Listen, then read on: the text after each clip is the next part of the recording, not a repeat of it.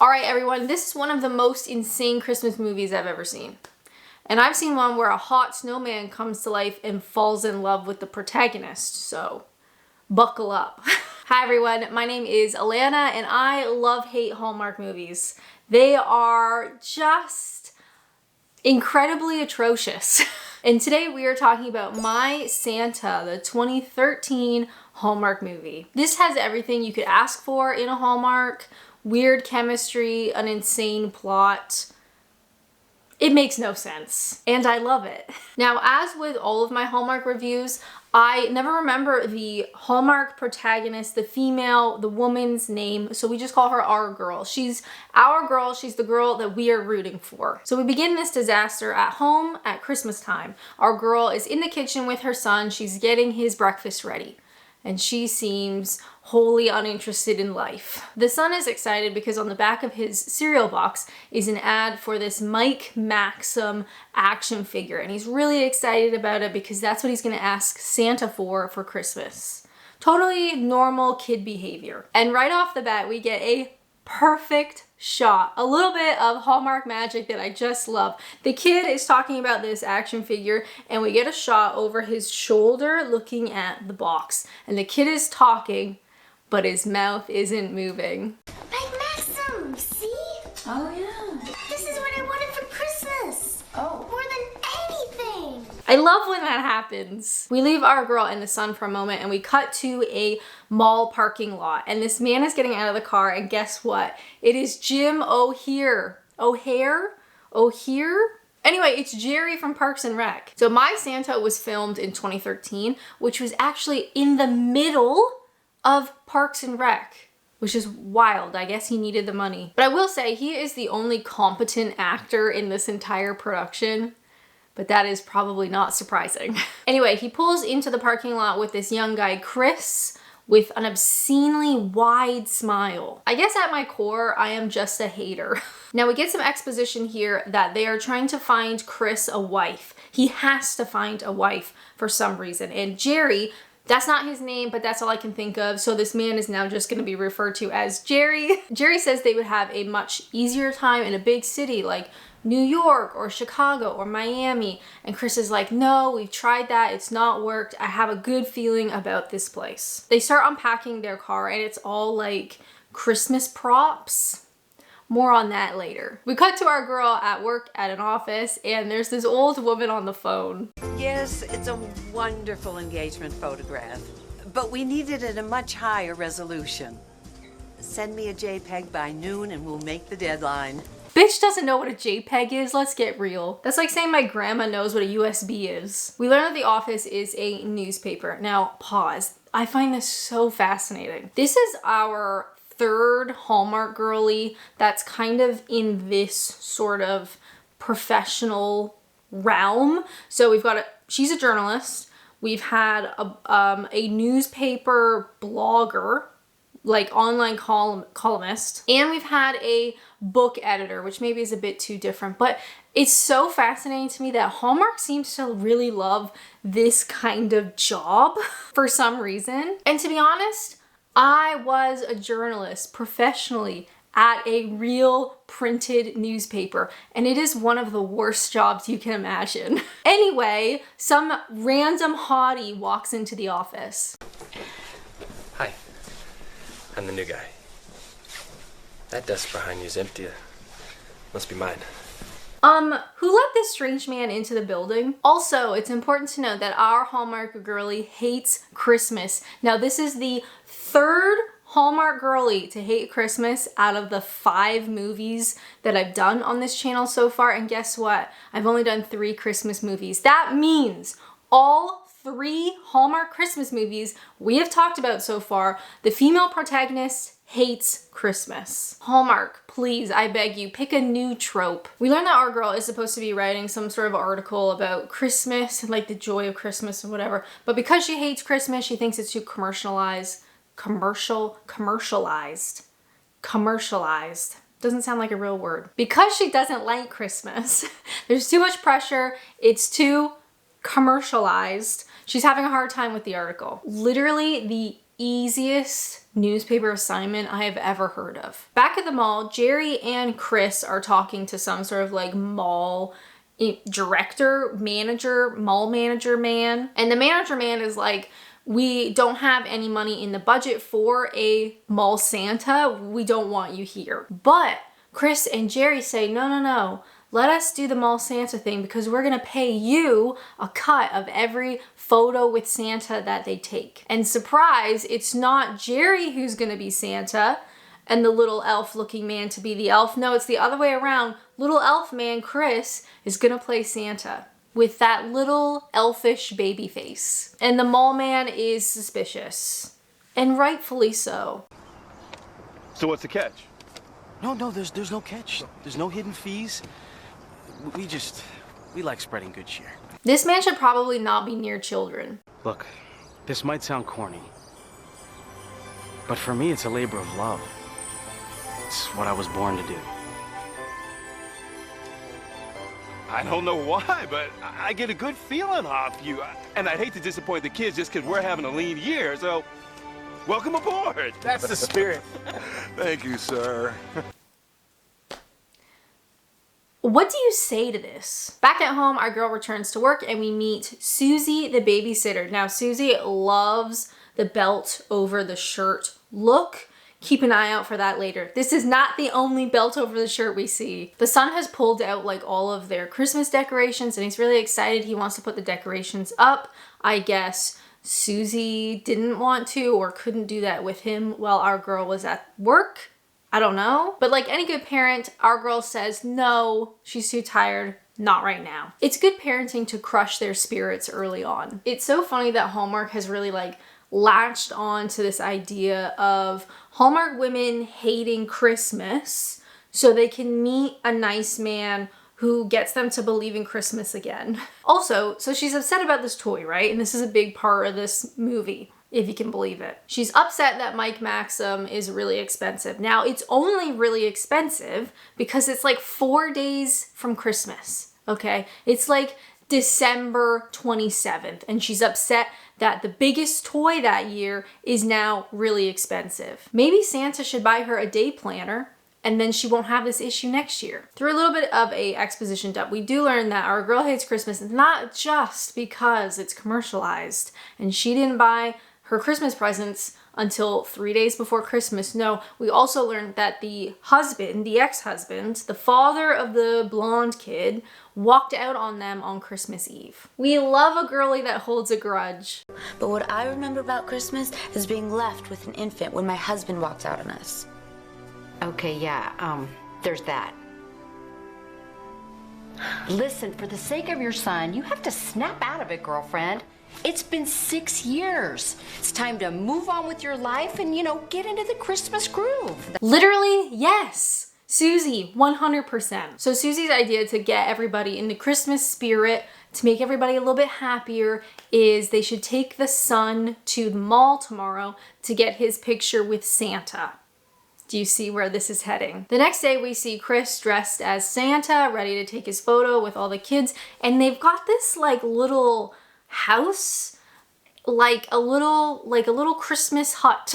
Do they bring this house with them when they visit all the malls? Like, was this in the back of their car? So many questions. But it's here we get our first music montage, not the last one, but the first one, and it is with some royalty-free Christmassy music. Chris as Santa getting his photo taken with all the kids. Great. Finally, we get to the son meeting with Chris, and the son wants to give him his Christmas list, but Chris is like, nope, I have the Jedi mind control. I know exactly what you want for Christmas, and you want a Mike Maxim. Oh, and he also knows the kid's name. Spooky. The kid also takes this time to complain to Chris that his mom doesn't like Christmas, she's not in the Christmas spirit, but he really wants a real Christmas tree this year, which she's already said no to because they make a mess, they're too expensive, and it's a waste of money. Put a pin in all of that for later. The kid comes out and he's so excited. Santa knew the toy that he wanted a Mike Maxim, literally the most popular toy that year. What are the odds? Anyway, this pisses off our girl, so she goes into the little creepy Santa hut and she's like, Santa, aka Chris, I got beef with you. They end up going into the mall to talk privately, and it's at this point that Chris takes the beard off and the kid sees. And we get the most intense sound effect. Hey, look! Eric, it's not what it looks like. Santa can't be everywhere at once, so he has helpers. Stop treating me like a baby. I know what's going on here. Okay, what is going on, Smarty Pants? When Santa's not working, he disguises himself as a regular person. What an idiot child. In the mall, our girl is yelling at Chris, aka Mall Santa, being like, you can't promise these kids toys that I can't provide. You know, I can't give him the Christmas that you're saying that he's gonna get. Like, this is unfair. I can't do all this stuff for my kid, and you're gonna make him really disappointed. But Santa is feeling a little flirty today. Oh, no, you're not gonna disappoint him, trust me. Okay, because all he really wants is to embrace the Christmas spirit like everybody else. And so should you. Makes you say I don't. Intuition, I guess. I get this feeling that Christmas holds some really bad memories for you. How could you know that? Santa Claus, remember? Actually, my name is Chris. I imagine this interaction is supposed to be viewed as sweet, but it just weirds me out. Anyway, they make up and she leaves, and we get this absolutely genius line. Oh, wait a minute. Oh, you're not falling for humbug mommy, are you? Humbug Mommy. Yes, I think I've seen that movie. Literally, who wrote this? They should be arrested. We find out that Chris has until midnight on Christmas Eve to find a wife. Curious. I wonder why. Chris, you are the heir to the legacy. You're the son of Santa Claus. Somebody needs to give Jerry an Oscar for being able to say that line with a straight face. Okay, yes. Chris, Mall Santa, is actually the son of Santa, and he is looking for Mrs. Claus, and he has to find a wife within 3 or 4 days before midnight on Christmas Eve. Yes, this is the movie that we are watching. We cut to our girl at work, and the new guy asks her out, and the specifics is not important. What I couldn't stop looking at is his outfit. He's got like this button-up businessy work shirt underneath a woman's cardigan. Like, is this normal? Whoever did the costumes should be arrested. Everybody on this project should be arrested, except Jerry. Jerry is trying his hardest. They go up to a bar after work, and he immediately starts hitting on her and tells her like she's got this beautiful smile, and he touches her leg. You know, you do have a beautiful smile. Oh. Well, you should have seen me at age 12 to 13 with the braces. It was just, sorry. I guess I should just say thank you, huh? You're welcome. Yikes. But as with all Hallmark movies, we need 2 love interests, right? We need a love triangle to keep things interesting. We are, in fact, in the Hallmark cinematic universe, all right? This is how it works. Look, how about we get lunch on Saturday when you're not in such a rush to leave? Back at home, Susie is babysitting the kid, and this whole scene is largely pointless, but she does have another belt over the shirt, which I just love. At work, our girl gets informed that she's going to dinner at this family's house, and basically it's like the family is crazy about Christmas, but they've had a really hard time lately, and she's gonna go there and write about it. Again, you know, like talking about the Christmas spirit. And she literally complains. Do you know how easy of a story this is? As a reporter, I would have committed first-degree murder for a story this easy. Anyway, our girl, for some reason, decides to change her mind. She's feeling a little bit Christmassy, and she's gonna take her son to a Christmas tree farm to pick out a tree. And the son gets out of the car, and he's got this red silk blindfold on. Whose is that? And surprise, the Christmas tree guy is Chris. And he knew that they were gonna come for a tree, so he already picked one out for them. Let's just imagine you're the woman in this scenario, okay?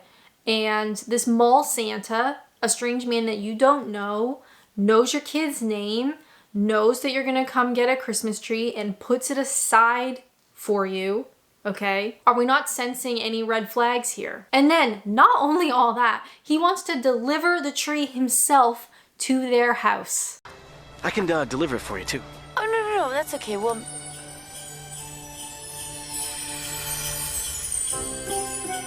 okay. Yeah. Great. Okay, do you have something to write our address down? There's no need. You know where we live? What? Call the police. Respectfully, the amount of red flags in this movie is honestly staggering. Loading up the tree with Jerry, Chris is talking about how he feels a real special connection with our girl, not like a romantic everyday connection, but a special magical Santa connection. That special connection that he's been looking for in a wife. Like, okay, bud. So Chris arrives at the house, he's got the tree, they put it up, and while Chris and the son decorate the tree, our girl is going to make Christmas cookies in the kitchen, in the other room, out of eyesight. I love leaving my son unattended with a mall Santa. Seemingly like 5 seconds later, the decorations are done. They bring out our girl to see everything. Wow, oh my God, that's so crazy. And in that like 10-second gap, her cookies are burning. So Chris runs to the kitchen. He's gonna fix them, right? This strange man, mall Santa, Christmas tree farm salesman, we don't really know. He runs into the kitchen because he's gonna fix the cookies. And apparently Santa's magic can fix burned food. More on that later if you can believe it. A little while later, he comes out with these like perfectly decorated Christmas cookies. This doesn't matter, but we do see, like, when she's making the cookies, they are round chocolate chip cookies, okay? Right? Just regular cookies. When he comes out, he's got these beautiful Christmas-looking cookies, like, fully decorated with icing and stuff. Like, where? Where did this come from? Magic, of course. That's the answer to everything. Also, he made hot chocolate and he brings it out in a teapot. Never seen that before. But what made me laugh is he fills up their cups like a quarter of the way. So I guess he's got magic, but not that much for a full cup. After putting the son to bed, they have this wonderfully awkward talk on the couch. So, you got married 8 years ago? How'd you know that? Oh, I just figured. Eric is 7, and I did the math. Oh. Respectfully, when she got married and when she had the kid is none of your fucking business. But of course, in the Hallmark cinematic universe, you can't have a kid before you get married. Anyway, our girl mentions that dinner party that she has to go to with the family who loves Christmas but are like financially struggling. So she's like, yeah, I'm going to this dinner party tomorrow. And Chris invites himself to said party. Let's just leave that there and move on. We simply do not have time. It's time for that lunch date with the love interest at work who looks like a scary Abercrombie model. Nothing of note really happens in this scene except she does kind of mention that she's starting to feel excited about writing this article about Christmas, and he makes fun of her for that. Love it. After the lunch date, he drops her off at her house and he goes in for a big one. Well, that was fun, you know? Let's do it again. Sure. I love watching Hallmark movies over the years because the rules, depending on the era, is slightly different. So for instance, a Hallmark in 2018, you get one kiss, it's at the very end, that's it. But because this is 2013, the rules are a little bit different, so we get this like random early kiss that you would never see in 2017, 2018 Hallmark. I just find it fascinating. Back at the mall, Chris and Jerry have this insane conversation about magic. Something's happening to me, Jack. Something new. Something wonderful.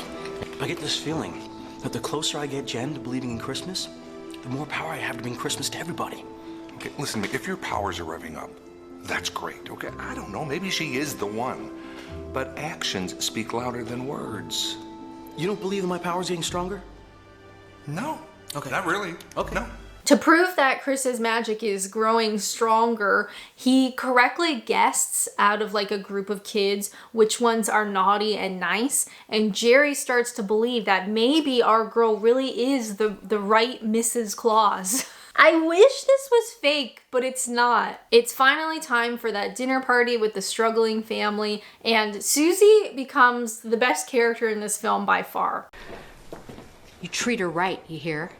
Oh, yeah, of course, I will. Because that's my Christmas wish for Santa. Okay.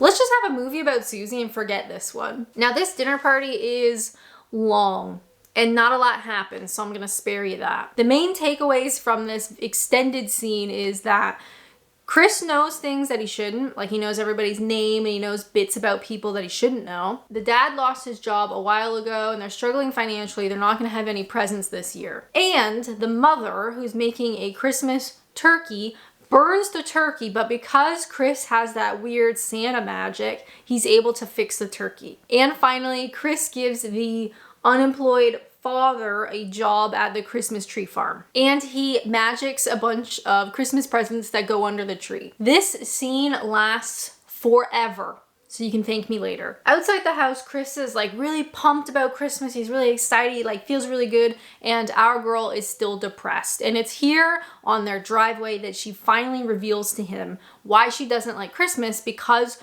her husband, ex-husband, left them on Christmas Eve. And we get, let me tell you, the best flashback I have ever seen. I don't understand why you're so upset with me. I'm upset because you tricked me into having a baby. You're overreacting. Look, I married you. I think I've done enough, okay? We're done. We have a baby, Paul. Done.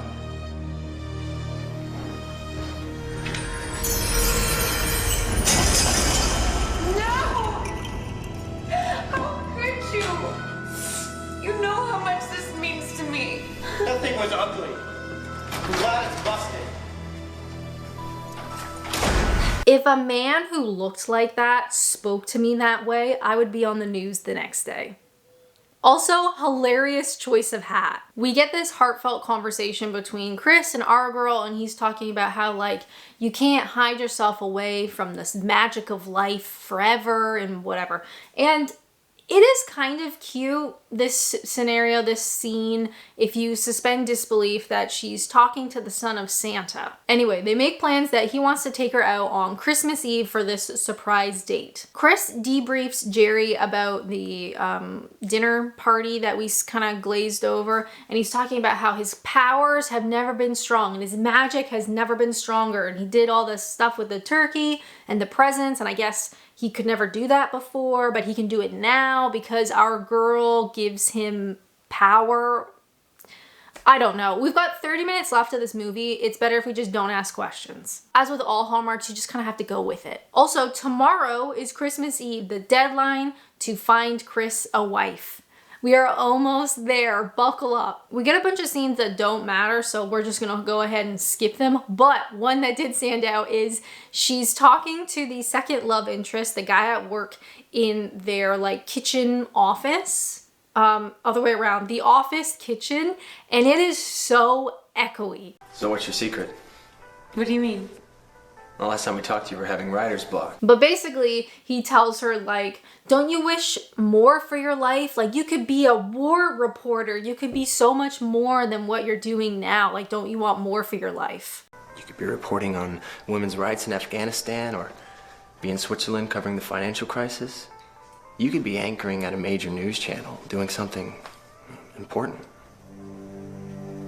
Oh, like what I'm doing is not important. I love when a man tells me what I should be doing with my life. It's finally the next day, it's Christmas Eve, and Chris comes over. Now, I would like to just pause this for a hot second. Our girl has talked about how dating with a child is very difficult because she doesn't want to just bring home anyone or just bring a new man into their life only for the kid to get heartbroken again when the relationship doesn't work out or the man leaves again, right? So she's worried about protecting her son from men who are just gonna leave. Does that make sense? And I think that's totally reasonable. But then she gets Chris to tuck her son into bed, having known this mall Santa for 4 days.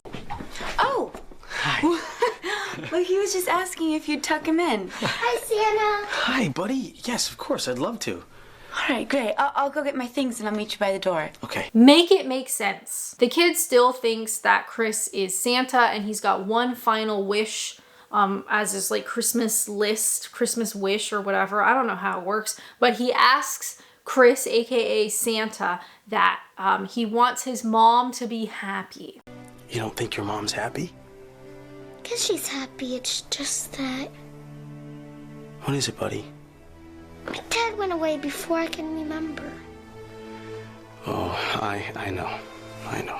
I just think she's lonely sometimes. Yeah, but she's got you.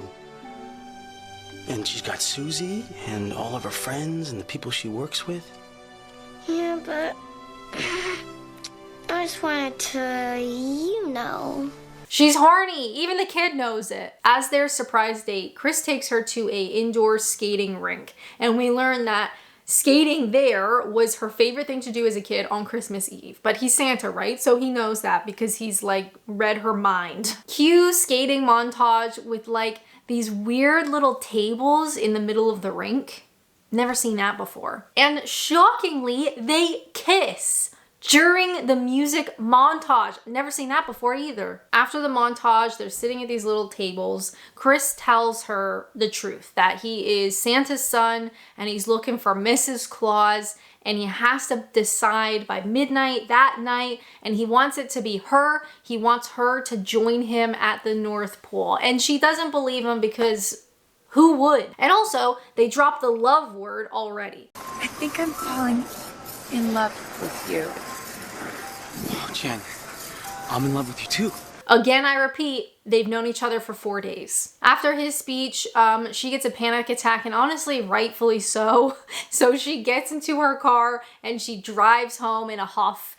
Even though they drove there together in her car, she drives off and leaves him there. Finally, this is our classic Hallmark miscommunication, and I checked the time. We've got 15 minutes left. We are literally right on track. Our girl drives home, and while she's on this downward spiral, she calls the second love interest, the creepy guy from work, and asks to meet up at a bar. An empty bar on Christmas Eve. I don't know how, like, they mentioned this is a small town.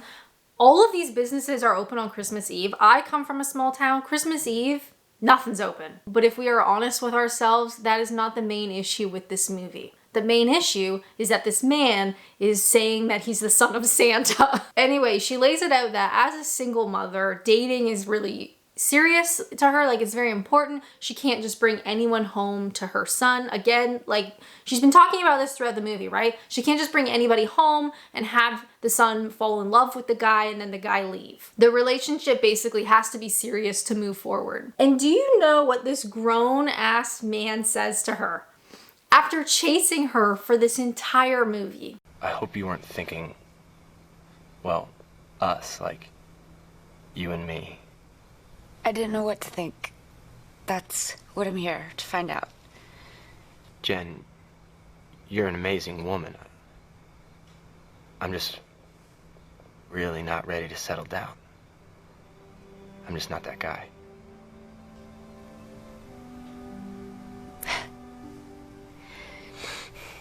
Thank you for being honest. Like, couldn't we keep it the way it is? Casual, no strings attached?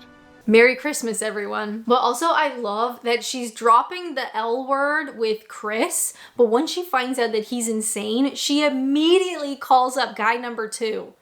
Girl is lonely. Finally, our girl goes home and she's crying to Susie about how she loves Chris and Chris loves her son. And again, I repeat, it's been 4 days. Ladies, let's raise our standards and maybe don't commit the rest of your life to a man you met on Thursday. Back at the mall in that creepy little Santa hut, Jerry and Chris are packing up their stuff. It's almost midnight on Christmas Eve. They're gonna have to go back to the North Pole. But then I'm wondering, like, have they been living in the little hut? Like, is that where they stay? In the tiny mall shack? As a final effort to convince our girl that he is Santa Jr., Chris uses his magic to magic presents all the way at her house. And the kid is really excited and he opens up the present for him, and you guessed it, it's that Mike Maxim whatever the fuck action toy. But there's another present for our girl.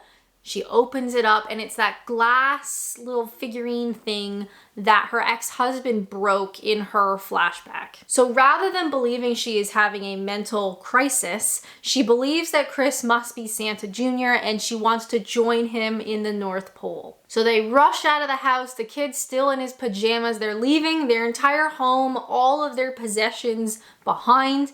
They're in the car, poor Susie's like, what's going on? They're just gonna leave her, I guess. And she's always gonna wonder what happened to that woman and the kid next door. They arrive at the empty mall parking lot and we are treated to the most pointless running scene ever. Come on, Mom, we gotta hurry!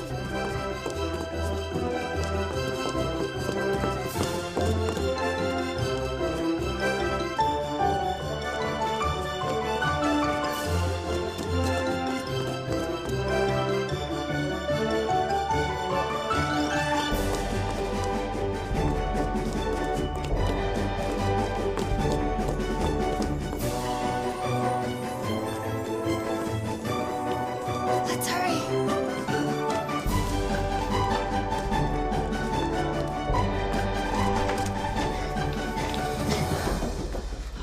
They're really trying to pad out that running time. Literally. But after a million years of running, they get to the little creepy Santa shack and it's empty. Chris and Jerry are gone. Love is dead. Merry Christmas. They go all the way back to their car in the empty mall parking lot. And guess what? Literally 2 spaces away is Jerry and Chris packing up their car, which they would have been there when the girl arrived. It doesn't matter, we're almost there. She tells him that she believes that she wants to go to the North Pole with this strange man. They kiss. They kiss for real this time, and we get little bits of snow falling in this like Arizona looking type place. Thanks, global warming. And scene. I was really hoping that we would get like a North Pole like epilogue scene, but I guess they didn't have the budget for it. Now, for all of my Hallmark movies, I like to rate them on 3 categories: chemistry, plot, and overall enjoyment. Now, for chemistry, I didn't feel it. I'm gonna give it a 2 out of 5. He seems very sweet. He looks like a child to me. I don't know, I can't get past, he just looks, he's got a baby face. But the chemistry between them is like, I don't really get it. For plot, I'm giving this a 5 out of 5. The man is the son of Santa. Literally wild. For enjoyment, just because of the sheer insanity of this movie and what it's asking, like you have to really suspend your disbelief. Do you know what I mean? And for that, I'm gonna give it a 4 out of 5. Genuinely very funny, unbelievable, just wild. Thank you guys so much for watching. If you would like to watch another Christmas movie, check out this one. The budget in this film was non-existent, which is one of my favorites. Really, truly very funny. But as always, thank you guys so much for watching, and until next time, bye!